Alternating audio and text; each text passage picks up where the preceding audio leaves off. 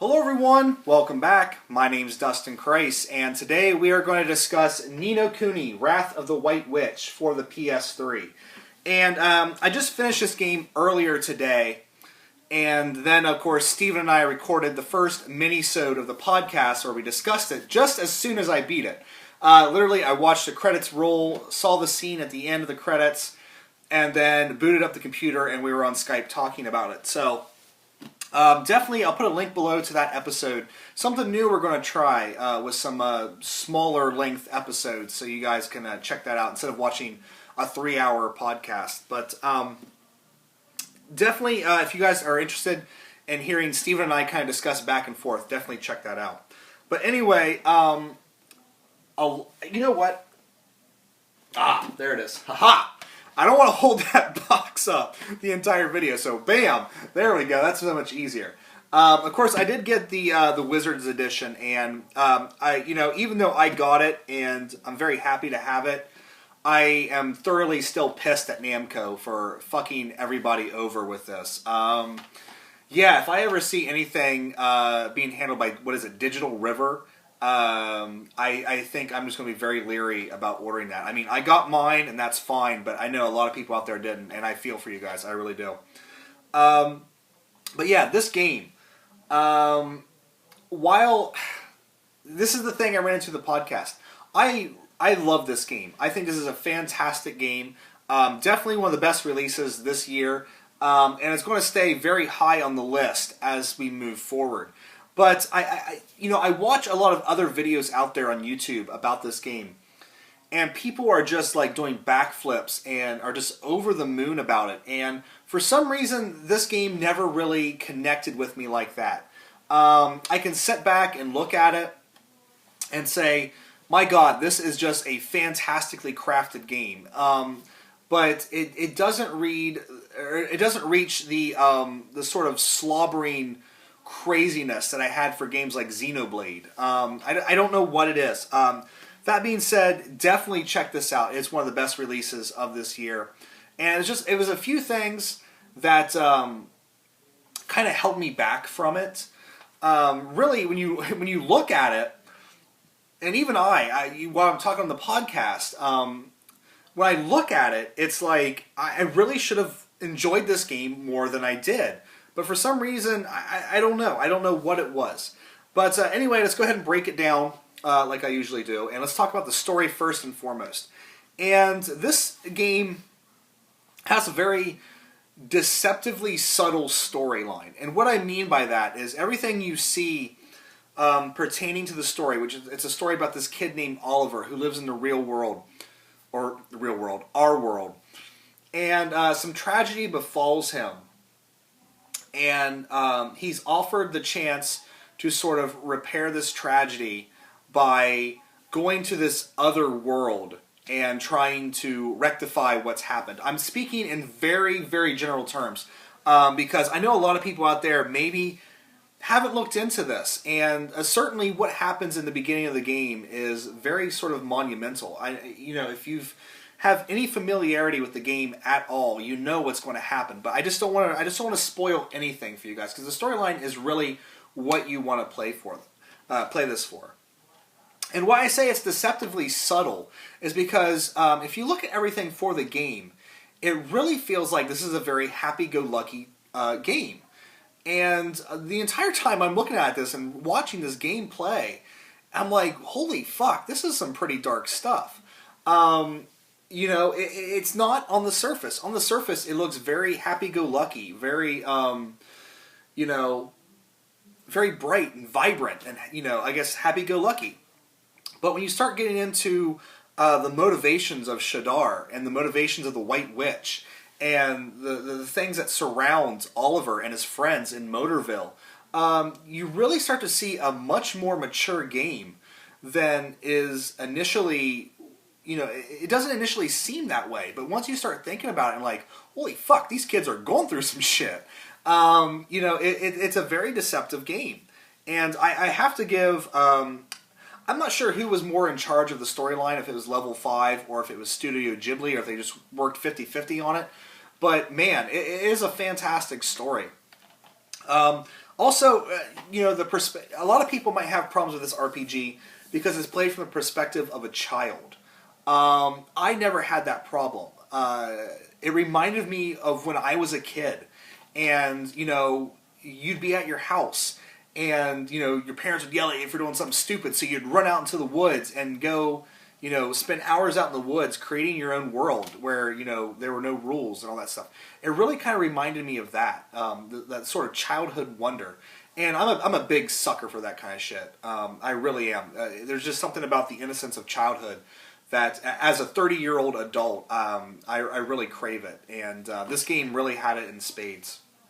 So, without saying too much of the storyline in depth, if you listen to the podcast episode, we go a little bit more in depth with it.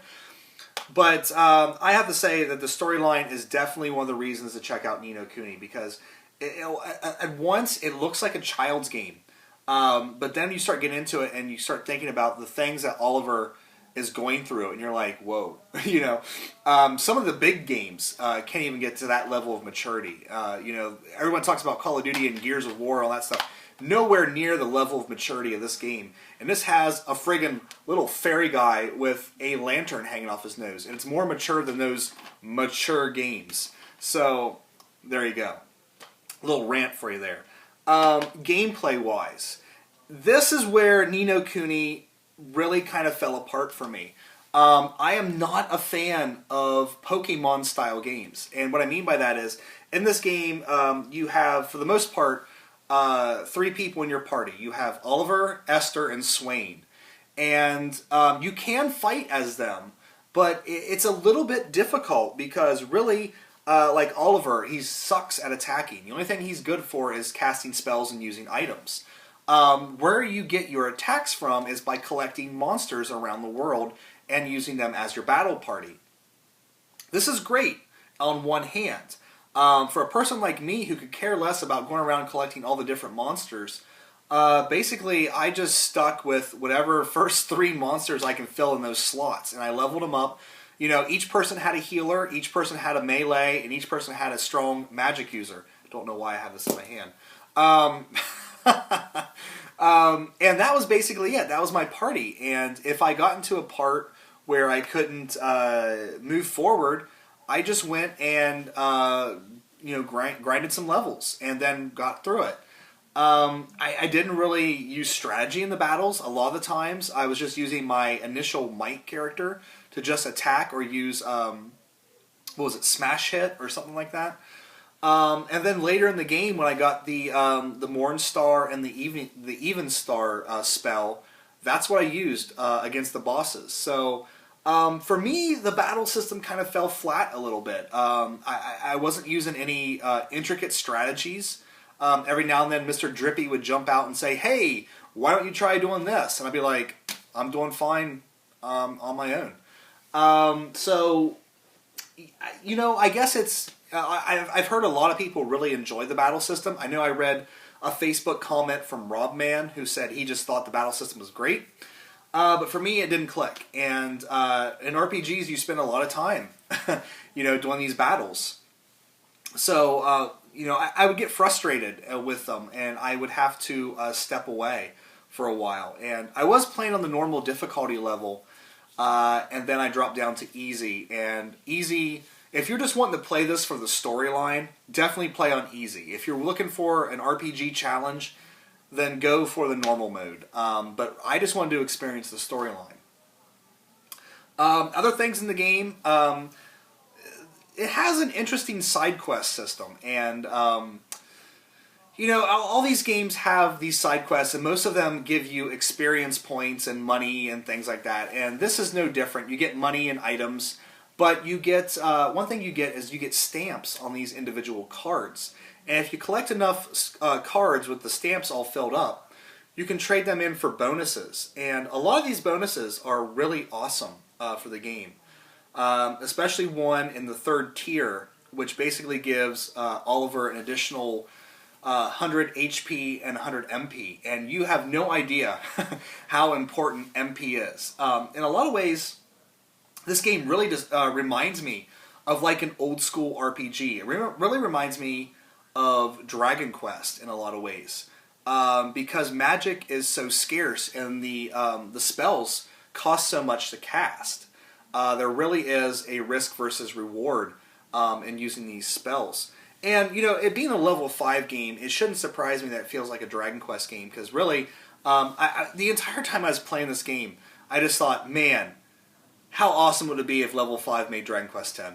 Oh, But yeah, it really has an old school flavor to it, in that, you're not just going to be casting spells left and right. You're really going to have to think, okay, do I really want to use this power, or do I want to use this power? So I guess in that it does have some strategy, because the MP regeneration items, coffee, various forms of coffee, are ridiculously expensive to buy in this game. Of course, every time you get to a save point, it restores your MP, but your HP and your MP. But when I was playing in normal mode, I found that I was running out of MP ridiculous. Like every battle, I had to restore my MP. And then I dropped down the easy mode, and it wasn't as bad. But yeah, I don't know. Just something about the battle system, it just didn't set well with me. And unfortunately, that kind of ruined a lot of things. But the side quest, I was playing the side quests for a long time, and then I got to some that were kind of annoying, i.e. the ones where you have to go out and collect monsters and show them to this guy. I have no interest in Pokemon-style games. I really don't. So, but for the most part, it is a very enjoyable RPG. When you're running through the dungeons and everything, you got the monsters on screen. You can try to get away from them, but you probably won't because they're very fast. So, random battles, pretty standard fare. Although it really does kind of throw back, like I said, to an old school RPG. The graphics. Oh my god.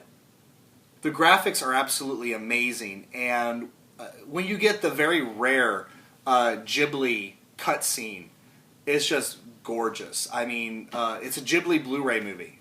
Look at it that way. You're getting another, Ghibli Blu-ray. I would have wished for more Ghibli cutscenes, but what are you going to do? They use the in-game engine a lot, which is really good because it's cel-shaded, and the mouth movements and the animation for the in-game characters are amazing. So you don't really feel gypped too much, but as much as they were trouncing this up as a Ghibli collaboration, I would have wished for more animation in the actual game. But the overworld is beautiful. It feels very large in the early parts of the game, but then once you start to get the dragon to fly around with, and you get the travel spell, the game starts to feel pretty small. So there is that. But like I said, graphics absolutely gorgeous. You'll be looking at your TV screen going, "Holy fuck! Why aren't these games?" I mean, I know why, like Halo 4 and all these other AAA titles are always getting graphics of the year and things like that in these magazines. But honest to God, if you look at a game like Ni no Kuni, why does games like that never win? It's always these, polygoned, muscle-bound, games that are like, oh, these are the best graphics in the world. No. The soundtrack. Let's go ahead and talk about the soundtrack here. The music in this game is absolutely phenomenal. One of the main reasons to get into this game, a lot like Nier. A lot like Nier. The music is just gorgeous. And I can't remember what company it was, but they announced that they're going to be releasing the full soundtrack. So, there is a soundtrack in this. I kept it sealed because it's only 2 tracks. I don't know how long the tracks are, but I do plan on picking up the full soundtrack for this because a lot of the songs were just flat out amazing. And while we're talking about the audio, let's talk about the voice acting. Oh my god. Very Britishy voice acting, but it makes sense within the game. Flat out amazing voice acting. Not a bad voice in the entire bunch.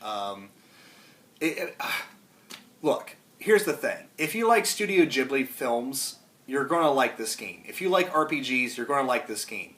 If you're new to the genre, this is actually a great game to get your kids. If you're looking to get your kids into RPGs, set them down with this game.